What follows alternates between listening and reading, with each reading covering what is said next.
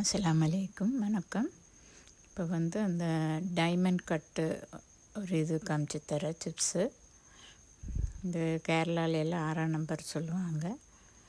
அந்த மாதிரி இதுக்கு நான் அரை கப்பு மைதா, 1 கப்பு கோதுமை மாவு எடுத்துருக்குறேன். இது கரிஞ்சீரகம், அது கொஞ்சம் 1 ஸ்பூன்னு போட்டுக்கோங்க. உப்பு 1 பிஞ்ச் போட்டால் போதும். உப்பு ஜாஸ்தி போட வேண்டாம், ஏன்னா ஸ்வீட்டுங்கிறனால 1 பிஞ்சு அந்த மாவோட இதுக்கு வேண்டி. அப்புறம் கொஞ்சம் காவாசி 1/4 கப்பு தண்ணி ஊற்றிக்கோங்க. ஊற்றி பிசையணும். ரொம்ப தண்ணி மாதிரி இருக்கக்கூடாது, கொஞ்சம் நம்ம சப்பாத்திக்கு பிசைகிற மாதிரி பிசைஞ்சிக்கோங்க.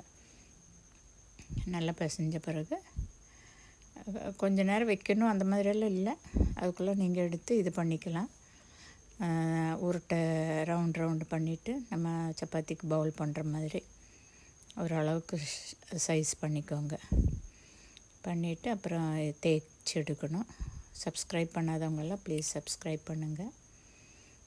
இப்போ இதில் ஒரு 6 உருட்டை கிடச்சிச்சு, ரவுண்டு கிடச்சிச்சு. அப்புறம் அது தேய்ச்ச பிறகு நம்ம இதை ஸ்லைஸ் இப்படி கட் பண்ணிக்கணும். அப்புறம் டர்ன் பண்ணி இந்த மாதிரி டைமண்ட் ஷேப்பில் வரணும், அதுதான் மெயின் அதுக்கு.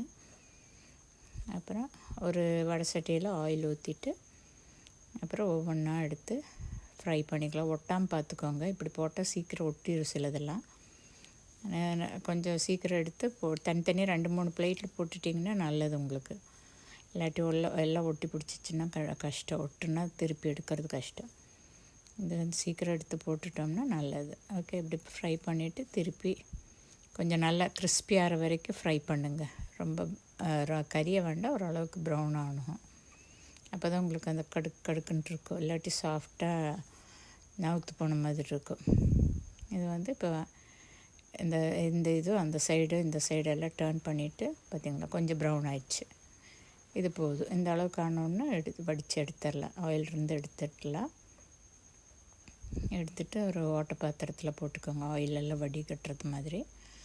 அப்புறம் இன்னொரு பேனில் நம்ம இப்போ இதுக்குள்ள ஒரு 2 கப்பு இது போட்டிருக்குறேன், சுகர் போட்டிருக்குறேன்.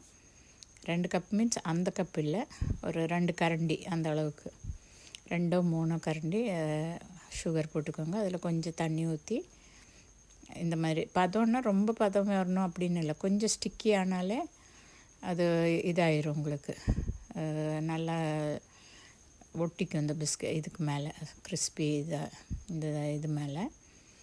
இப்போ பாருங்கள், அதை நான் அந்த ஃப்ரை பண்ணி வச்ச அந்த ஸ்நாக்ஸ் அதை போட்டாச்சு.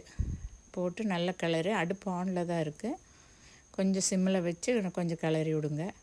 இப்போ இது நல்லா ஸ்டிக்கியாக இருக்கும், உங்களுக்கு தெரியுதில்ல, அந்த பதம் இருந்தால் போதும். ரொம்ப ஸ்டிக்கி அப்படியே இதாகணும்னு இல்லை.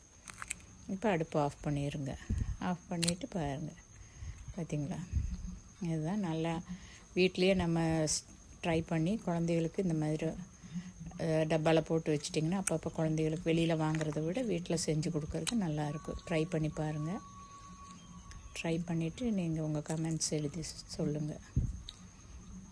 பாருங்கள், பார்த்திங்களா, கிறிஸ்பி அந்த சவுண்டு கேட்கும் உங்களுக்கு, டக்குன்னு. பாய்.